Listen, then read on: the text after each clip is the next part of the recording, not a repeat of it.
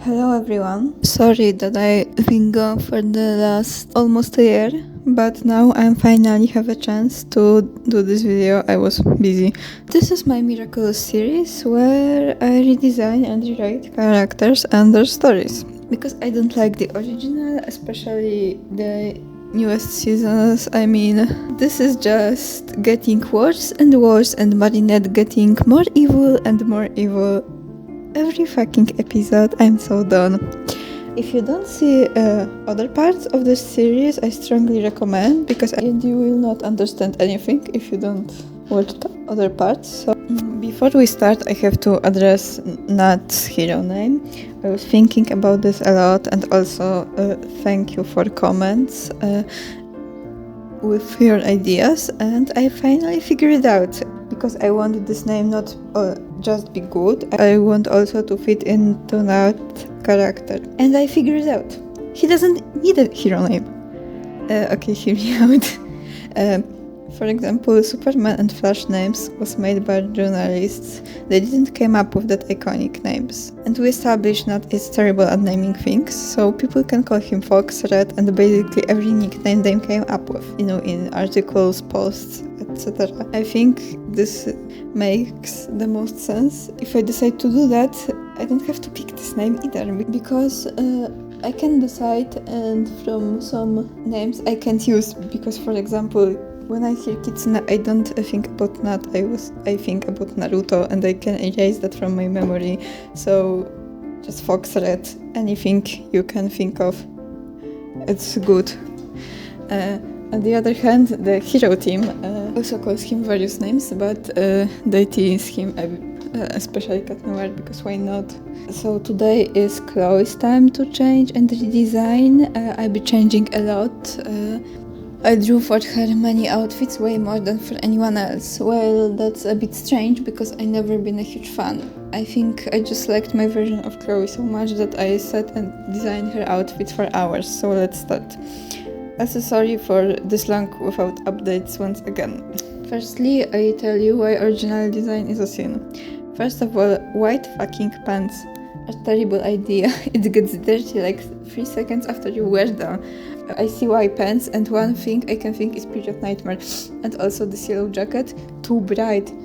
If your mama's phone was human, it would be Chloe. She needs more darker shades in her design, or at least pastel shades, not almost neon. So of course I'm keeping iconic yellow, but I will balance that. And also Chloe's makeup is just bad one. Matte blue shades look weird for everyday look. And just one blue. If she likes blue, eyeliner makes way more sense. And also I'm adding more pastel blue and black shades in Chloe's color palette, because yellow wouldn't be enough. Chloe comes from rich family. She was rich since childhood. For her, quiet luxury would be perfect style. She has expensive clothes since always, so for her it's normal. She buys good quality, not brand names. For some reason I gave her a bit 2000 vibe when I picked her outfits, and for some reason it fits. Chloe is very fashionable, but she has recognizable style.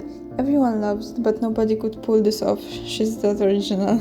I give her some MDC clothes, but for example she has a huge bag collection, like this Hermes bags, Birkin or Kelly's.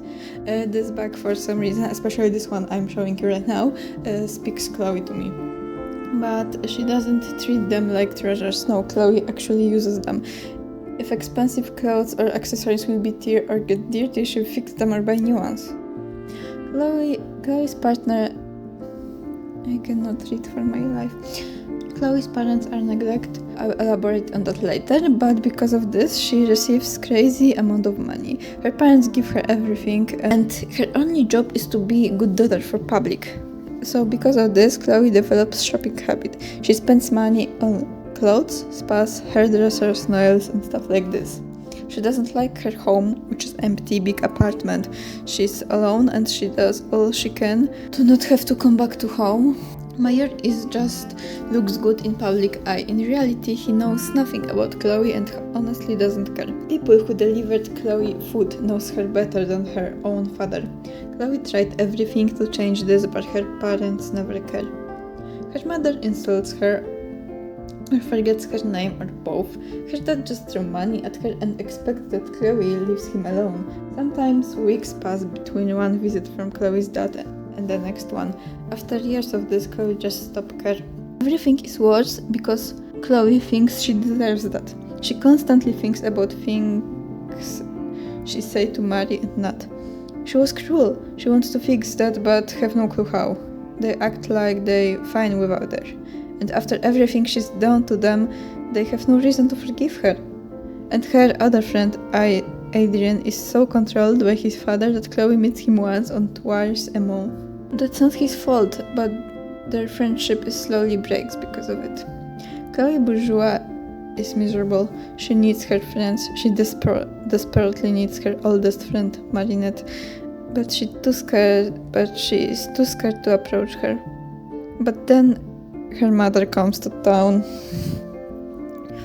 Okay, here I have to clarify timeline a little bit. So Nat first got Fox Miraculous like Alia for emergencies, with one difference: Mali actually gives him necklace days before fight. She wants to train someone in case Cat Noir cannot come, and of course she would pick her best friend, but this time it actually makes sense. But she never left him with a Miraculous for a long time. And Chloé, she gets Miraculous same way like she gets in the original, but circumstances are very different.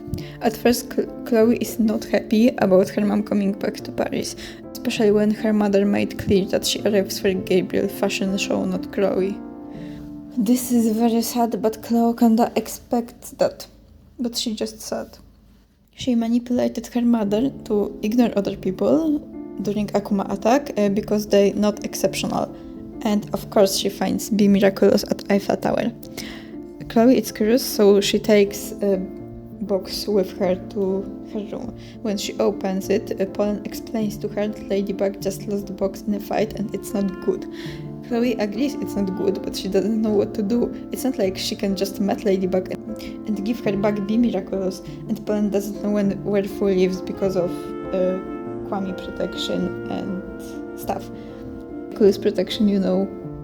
It was this thing when Kwamis don't know where Miraculous Guardian lives to protect him. So Chloé does the one thing she can. She transforms and goes seeking Ladybug. She's a little bit of a fangirl, so she kinda knows Ladybug's patrolling paths. Chloé really likes running on the roofs. Mari, of course, freaks out when she lost Miraculum. She transforms into Ladybug and go to Eiffel Tower, but then she sees Be Miraculous user. She instantly goes after her. Chloé instantly says that she's just found Miraculum and doesn't know what to do, neither Pollen, so she decides to find Ladybug on patrol. Mari thanks her for keeping Miraculum safe, but before taking back Miraculum, Marinette notices that Chloé is sad. So she proposed that Chloé will patrol with her. During patrol, they discovered that Chloé can fly. I will explain her hero suit later, because I basically designed this from scratch. It was fun, but Mari still has to take back jewelry, and she's shocked when she finds out it was Chloé all the time. Since this event, Mari is concerned about Chloé, because she looks depressed. But Chloé was a good hero, so Marinette ends up sometimes borrowing her Be Miraculous. Mostly because in my AU, Kwamis become very attached to the owners and dislike change. But Chloé always seems to know what she's doing and doesn't panic.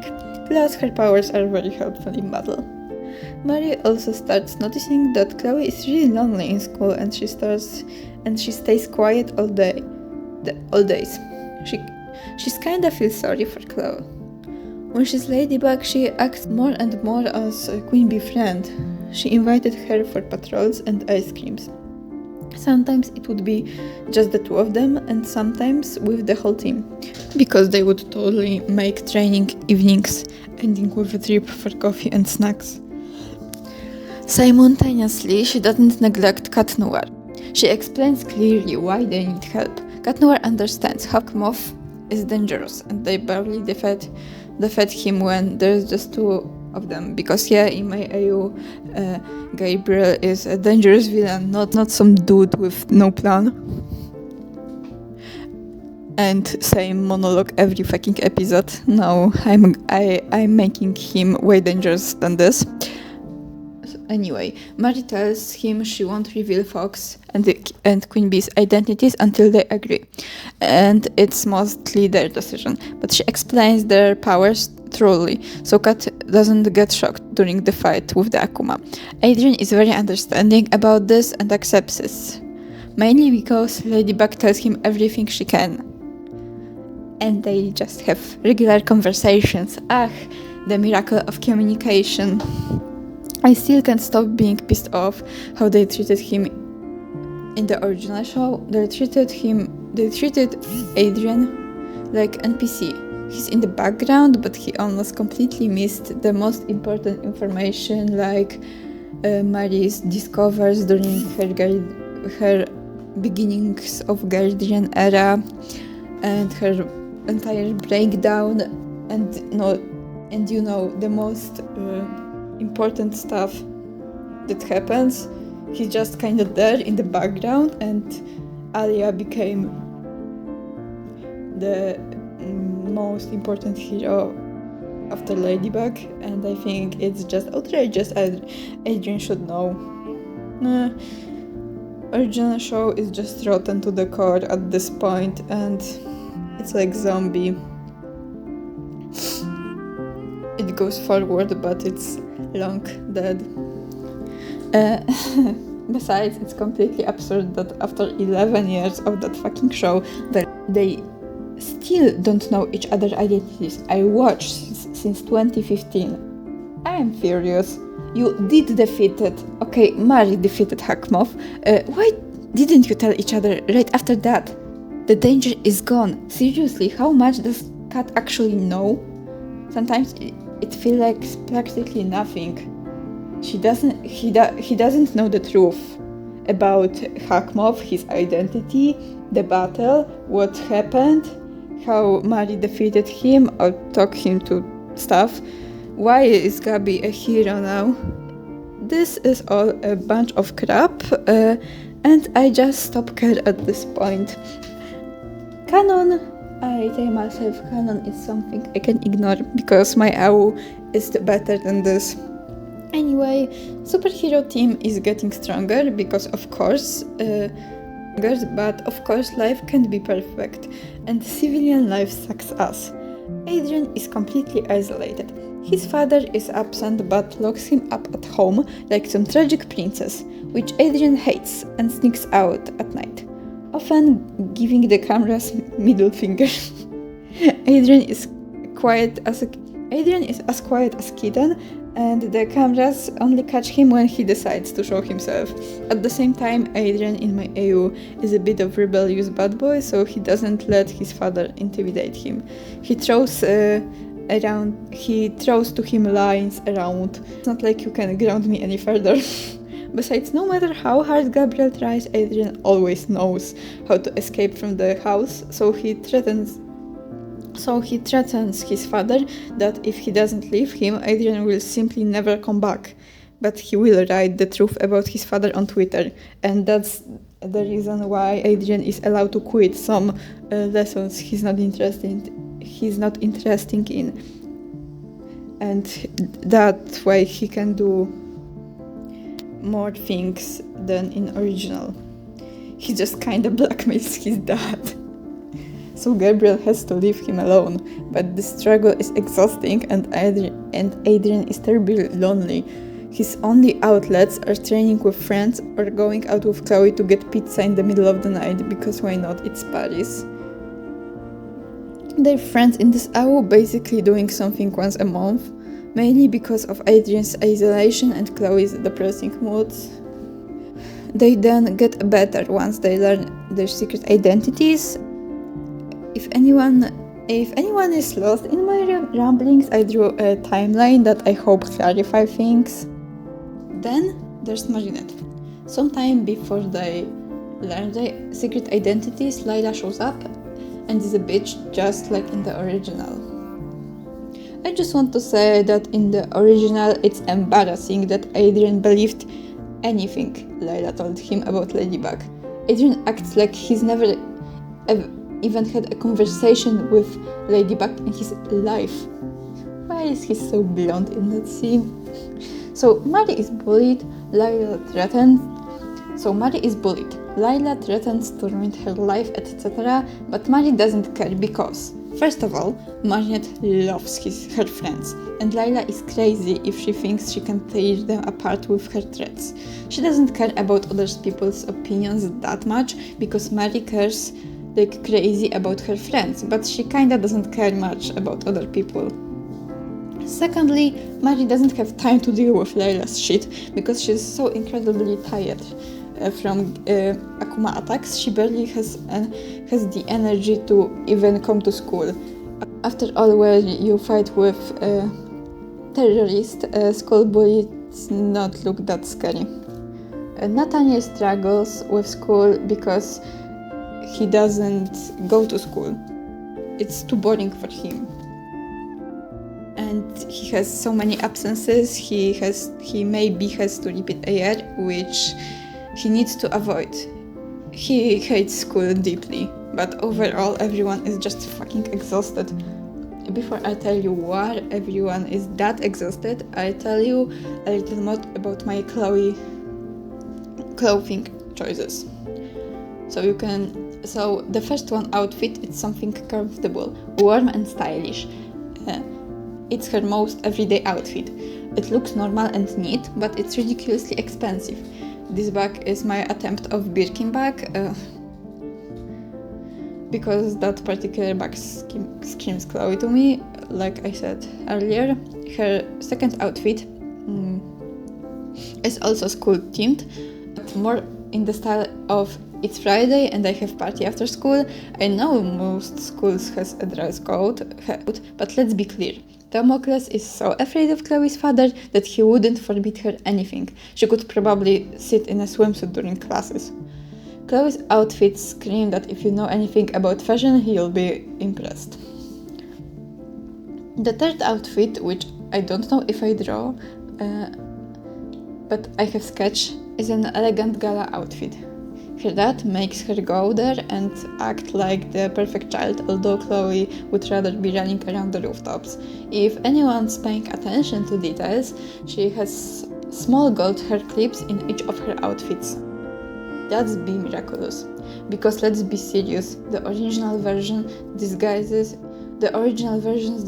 of this jewelry is dramatically weak. It's just B, but without colors. This is just hysterically funny to me. There's also another thing. The two strands on top of Chloe's head act like bees' foreheads. I totally stole this from anime when especially in comedy, emotions are often shown through a single sticky strand of hair. But it also fits into my AU, where miraculouses change people's behaviors and bodies if used relatively regularly. I think the most significant changes begin around the 4th or 5th transformation.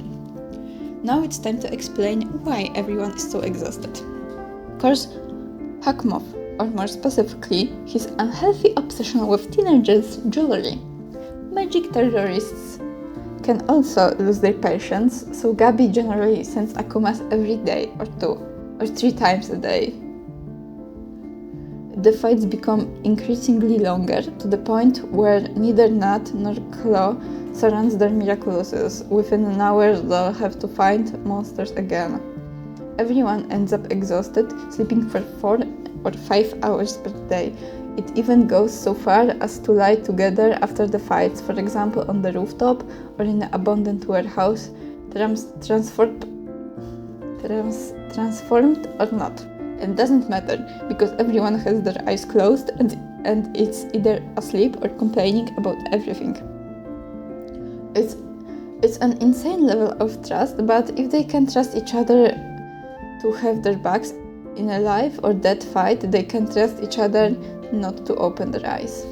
During this conversation, it turns out they go to the same school. There are They are literally one conversation away from learning each other's secret identities, but they're too tired to even think about it. Hakmov is seriously overreacting. Everyone is basically dreams of weekend off. Then comes the incident. Okay, so this will be about dead blood, dying and stuff, so if that bothers anyone, please skip ahead for this moment I show you on the screen. Okay, let's start. Janet is tired of trying to finish her homework. Too tired. She just wants to sleep, but of course, at that moment, another Akuma attacks. Marinette wants to cry because it's 3 a.m. Damn it. They finished fighting another Akuma about an hour and a half ago. She transforms into Ladybug, suppressing her exhaustion because, damn it, Nat and Chloé are surely asleep, and how the hell is she supposed to cope? She's left hoping Kat is just a teenager who can sleep at night, driven to sleep deprivation. It's nice that she's right, because Kat shows up about 5 minutes after her and they start fighting. Everything's going well, until a certain point. Kat watches in horror. One moment, Ladybug is shouting her plan at him, and the next, her chest is pierced by a sharp shred of a rod. Dark yellow blood spurts everywhere, ruining Ladybug's red suit. Adrien, terrified, grabs his partner and runs. Marty's life vanishes within minutes, not seconds, thanks only to a magical enhancement. Adrien knows what he must do, but he's terrified, and the corpse of the girl he loves doesn't help him focus at all. And there's blood. His hands are covered in sticky yellow-orange blood. He hides with Ladybug in an abandoned warehouse and removes her earrings, suffering another breakdown when his two beloved friends are revealed to be one. Kat transforms too, and Tiki clings to Plug, crying, but there's no time. Adrien quickly puts on the earrings, placing his ring on Mary's finger, telling Plug to protect her at all costs. He transforms, feeling an overwhelming rage. His rage fills him, and he quickly defeats the Akuma.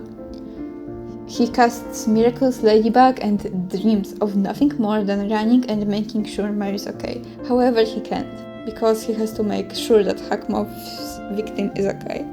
He's a responsible hero after all. Only then does he jump towards the warehouse, but at that moment Mary jumps into his arms, in her Lady Nor outfit, crying loudly. Adrien hugs her, mumbling that everything's okay, that it's going to be okay. It's about 5 a.m, so they end up in Mary's room, both shaking and on the verge of a panic attack, clinging to each other. Adrien doesn't even think twice as he transforms and hands the earrings back to Marinette. Well, to be honest, Marinette doesn't even care that her crush is in her bed right now. She simply curls up in Adrien's arms and sobs until she falls asleep. And Adrien, exhausted as he is, can sleep, not after what he witnessed. He faints after an hour anyway. Mary wakes up around 12 noon, and luckily for her it's Saturday. Of course the internet is flooded with videos of her falling to the ground dead. This makes her cry again, which wakes Adrien, who immediately drowns her in a hug. Mary, through her sobs, whispered for Adrien to call Nat and Chloé. He's momentarily confused, but quickly figures out that Marinette would have only one reason to call them, and that they're probably his teammates. Well, Nathaniel doesn't even need to call, because literally at that moment he opens the trapdoor above Mary's bed, calling out to her in fear and clearly panicking. Because of course Nat figured out his best friend was Ladybug. It was pretty obvious to him, especially since he got a Miraculous, and how could Ladybug possibly know him if it wasn't Mary? Nat joins the hug, not even bothering Adrien. simply assuming it was Cat Noir. His friend was dead. They have worse problems to worry about right now. For example, Nat promises himself he will kill that bastard Half-Mock, because no one has the right to hurt his friend like that. Adrian is only mildly shocked, as he already knew they all went to the same school, so he had some suspicion about their secret identities, so he simply calls Chloe. Chloe is panicking, of course, but she doesn't suspect that Ladybug is Mari, so it's a quiet panic. But when Adrian mentions the recording and that Chloe should come to Marinette's, Chloe immediately connects the dots and says she will be there in half an hour, adding that she hopes the stupid fox will come to which Nat grumbles that he's already there. Chloe gives herself about 10 minutes to panic, but she doesn't have time to delve into it, because her friend has risen from the dead, damn it, and it must have been absolutely traumatic for her. So Chloe grabs 4 takeout lunches, transforms and flies to Mari's. When she arrives, she finds Mari's bed in a giant cocoon of tangled bodies, into which she almost immediately drowns.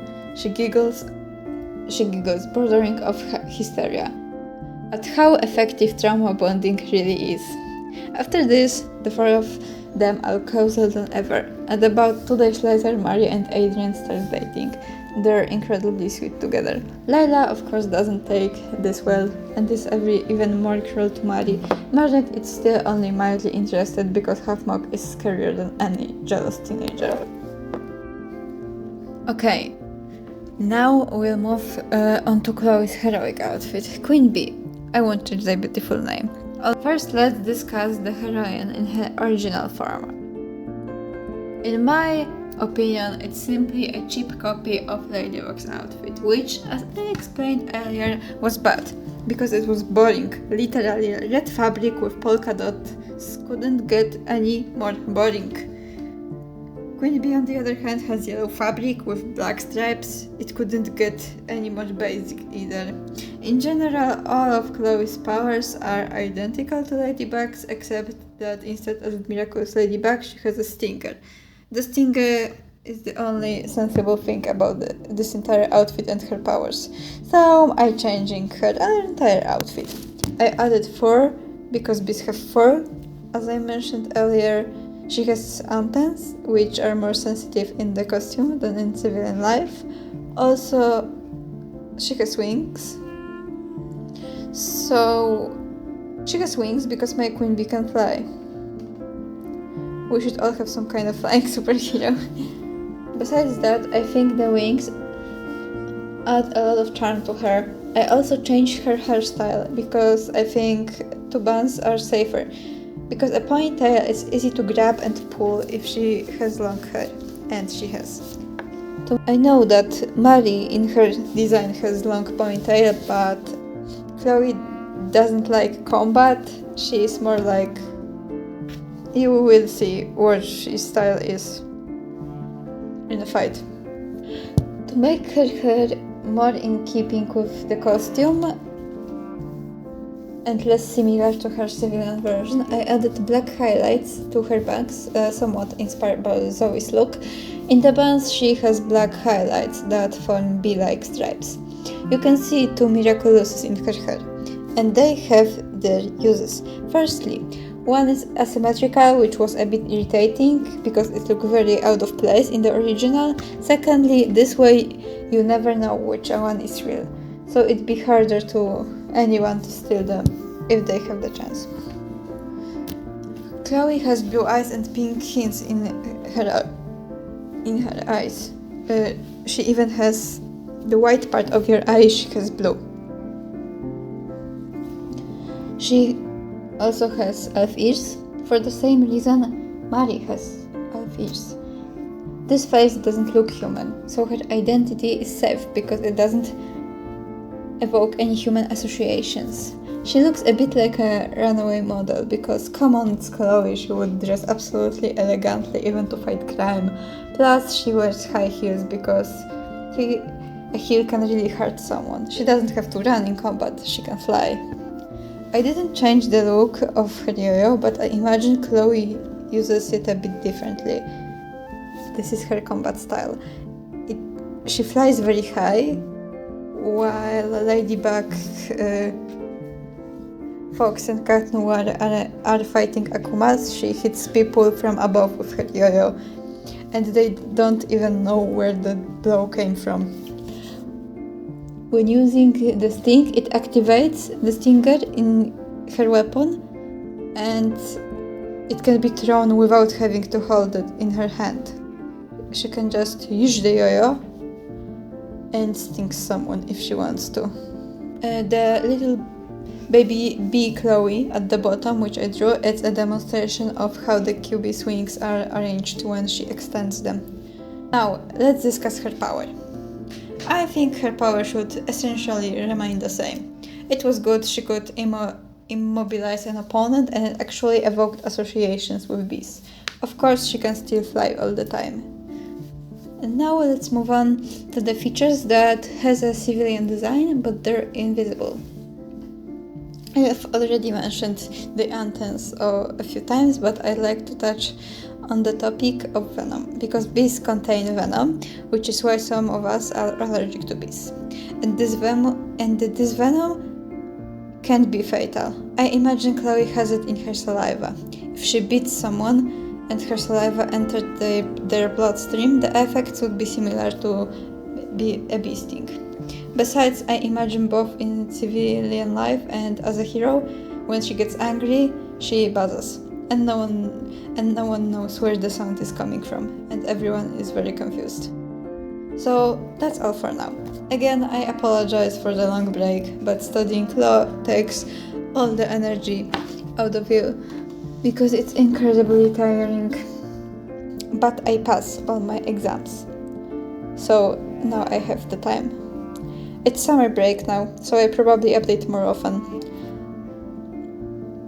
I saw this. This is the second to last video in this series. There will be another one. I won't say which character I am gonna redesign, but the next one will be the last. But don't worry. I will do redesigns from other series.